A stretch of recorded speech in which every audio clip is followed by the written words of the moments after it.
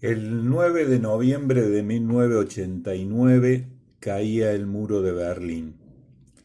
Ese fue el día del acta de defunción de lo que se llamaba el mundo socialista, que hacía varios años había dejado de ser socialista, pero de todas maneras era el contrapeso que tenía el capitalismo en su disputa por el mundo y lo que lo obligaba al capitalismo a mostrarse con un rostro humano. A partir de ese momento que quedó solo en la carrera, que quedó sin competencia, empezó lo que luego se terminó llamando la globalización, que no es ni más ni menos que el avance absolutamente descarado del capitalismo salvaje. Globalización significaba total liberación para los capitales que pudieran recorrer el mundo, moverse con libertad, y restricción para el movimiento de los seres humanos. Ya en 1991, Silo, un pensador referente del nuevo humanismo, que en mi opinión no es casual que lo hayan ninguneado y ocultado, tanto de izquierdas como de derechas, decía: vendrá una crisis de proporciones tremendas, inimaginables para la gente. Será una crisis de las instituciones que hará surgir lo que llamamos neoirracionalismo, que puede ser algo simultáneamente terrible y posibilitario.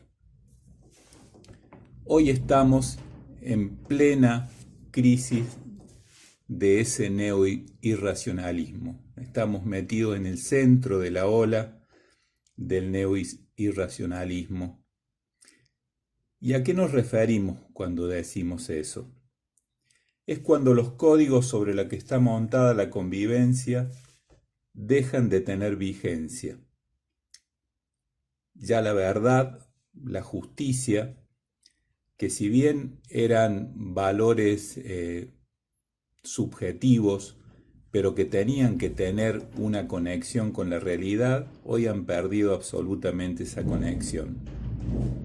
Y por otro lado, se atenta absolutamente contra la solidaridad, desde el individualismo más atroz, y se atenta contra la razón, que son los mecanismos por los cuales la humanidad resolvía los conflictos sin atacarse mutuamente.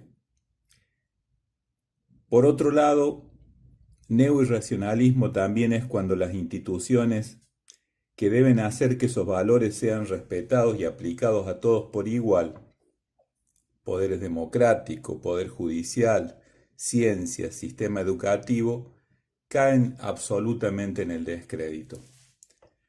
Esa es la situación en la que está la humanidad hoy, y frente a esa situación crece una pandemia que amenaza con no ser la última.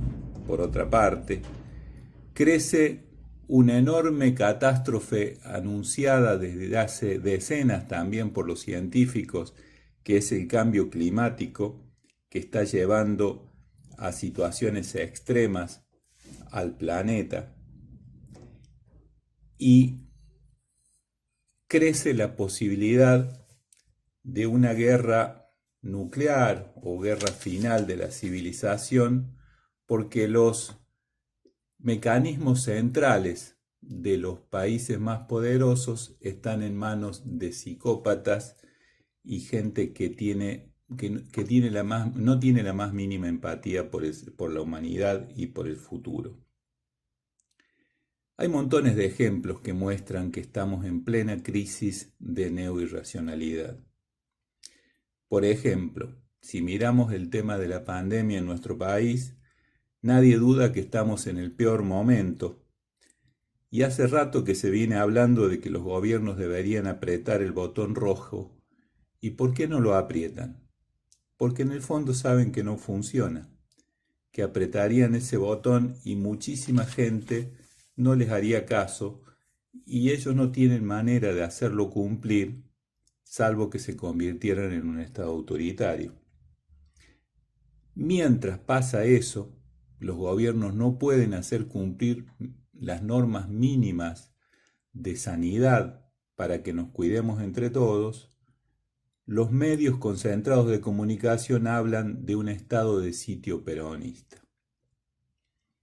Esos mismos medios que frente a el descubrimiento y cada vez más claridad respecto de los mecanismos mafiosos del gobierno anterior, donde se inventaron causas, donde se ponían jueces amigos, donde se perseguía a los opositores, donde había un sistema de espionaje oficial usado en sentido de persecución política, esos mismos medios deciden, porque eran sus aliados, que eso no existió. Entonces directamente no lo publican y casi un 80% de la población no se entera que eso sucedió. ¿Quieren más ejemplos de irracionalidad? El secretario general de Naciones Unidas dice claramente que estamos ante una terrible crisis que se avecina a raíz del calentamiento global. Y por otro lado, en distintos países del planeta cunden los incendios que se están llevando los últimos bosques y el 95% de esos incendios son provocados por empresas que quieren hacer negocios inmobiliarios o por empresas que quieren seguir plantando soja o corriendo la frontera agropecuaria. O sea, por todos lados cunde las pruebas de ese neoirracionalismo al que estamos refiriéndonos. Está claro que vamos hacia una crisis de enormes proporciones, donde los elementos que teníamos para comprender y para tratar de defendernos han quedado en desuso y nosotros, la mayoría de las personas, quedamos indefensos. Se sabe que ante una crisis que nos desborda, todos nos metemos hacia adentro. Y cuando nos conectamos con nosotros mismos, aparece la encrucijada central que nos determina la vida a cada uno.